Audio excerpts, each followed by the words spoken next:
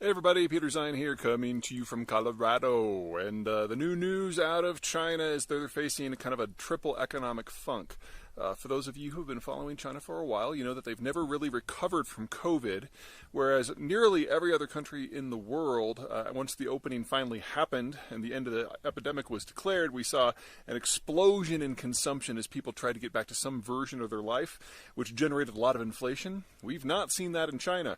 Growth is actually lower now than it was over the course of the last 2 years when they were supposedly under complete lockdown. Consumption is down. Imports and exports both dropped in July compared to a year earlier by double digits of percentages, which is normally the sort of stuff you only see out of a country like, say, Ukraine or Russia when a war starts. And this is happening when the Chinese are supposedly getting back to normal. Now, a lot has gone down since the opening chapters of COVID in China, which date back to the fourth quarter of 2019. But something to remember is that we saw a demographic bomb go off in China before COVID. Going back to as early as 2017, the demographics really turned negative from 2017 to 2021. The birth rate dropped by about 40%. And even in the months before COVID, we saw new car sales, which are kind of the quintessential indication that your population is kind of up and coming and feels confident about its future and can spend a lot of money, going negative. And they've never really recovered. So now, after COVID, we've had all of these trends with 4, 5, 6 years behind them.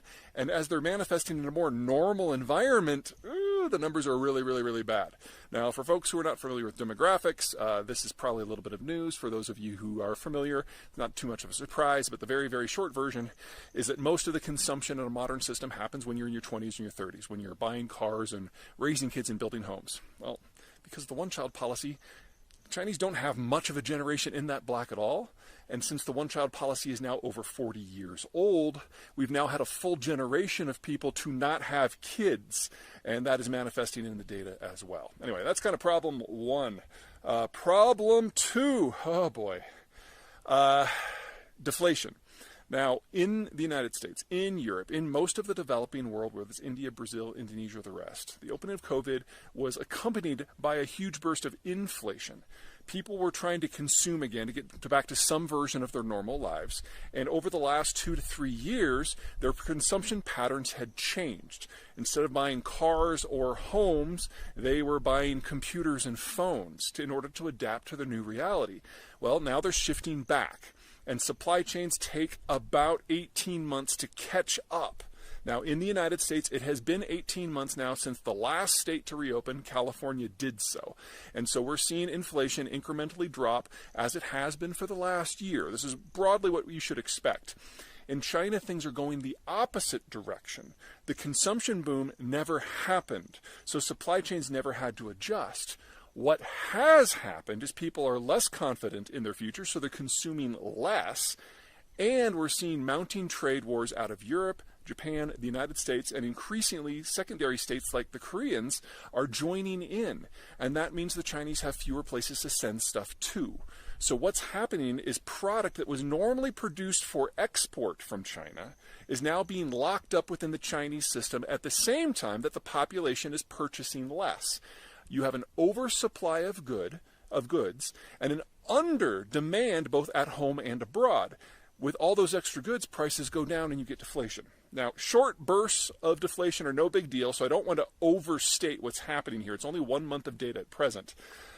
But this is what you would expect when you're at the beginning of a deflationary spiral that's caused by a fundamental mismatch between supply and demand, which is where we are going with deglobalization and the Chinese demographic trends, which are now well past the point of no return.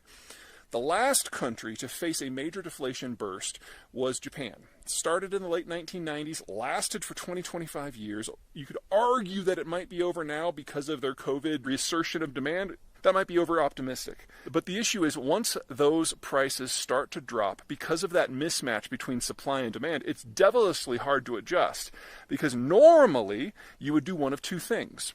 Number one, you could reduce supply, but that means closing productive capacity, which means people lose their jobs, which means they spend less, which means that mismatch persists. Or you can increase demand, usually with government stimulus. This might not work in China, and not just because of the huge demographic bomb that's going off. The Chinese economic system isn't really based on exports or consumption. It's based on investment. The idea that the state fosters mass borrowing in order to build industrial plant infrastructure and the rest. That, based on whose numbers you're using, is somewhere between 40 and 70% of the entirety of the Chinese economy and has generated the vast majority of economic growth going back 40 years. Well, you can only do that for so long. Eventually, you don't need any more bridges or any more factories, and I would argue the Chinese reached that point before COVID. And so again, there's been this 3-4 year lag between reality and the data finally manifesting. The point is, more spending probably isn't going to help. The marginal outcome, the amount of growth they get for every yuan spent, has been dropping steadily for 40 years, and now it's far less than 1-to-1. So it really doesn't matter how much more fuel and how much cheap capital the Chinese pump into the system, it's never going to generate more economic activity than what it cost to put it in the first place. This is what happened in Japan in the late 1990s and the early 2000s. They had reached the point where their economic model couldn't run any longer. They were getting basically negative income on their investments, and they had then 20 to 25 years of deflation. The advantage that the Japanese had going into this is they already had a global supply chain. They already had global allies. They had an option for offshoring some of their manufacturing incrementally. They had strong demand out of the United States. They had a good political relationship with the United States. And most of all, they were already rich. The average Chinese citizen today, in inflation index terms, compared to the average Japanese citizen in the year 2000, has an income that's something like a quarter or a fifth what it is in China. They're getting old, and they're getting into a permanent recession and a deflationary spiral long before they got rich. And this can end in any number of horrible ways. So again, 1 month of data. I do not want to overplay this, but I've been watching for something like this for several years now. And in the post-COVID environment, we're seeing the data belatedly match up with where demographics and geopolitical trends suggest that it should have been years ago. If this proves to be the actual story as opposed to a blip in the data, you're going to see this get significantly worse in a relatively short period of time because we have years of compressed damage that is now bursting out all at once. And because the political system in China is basically down to one-man cult of personality, the capacity of the Chinese state to come up with a creative solution is almost zero. And even in Japan, where they were willing to talk about this publicly, it still took a generation to pull out of this. And alliances. And the Chinese don't have either. All right. That's it from me. Take care.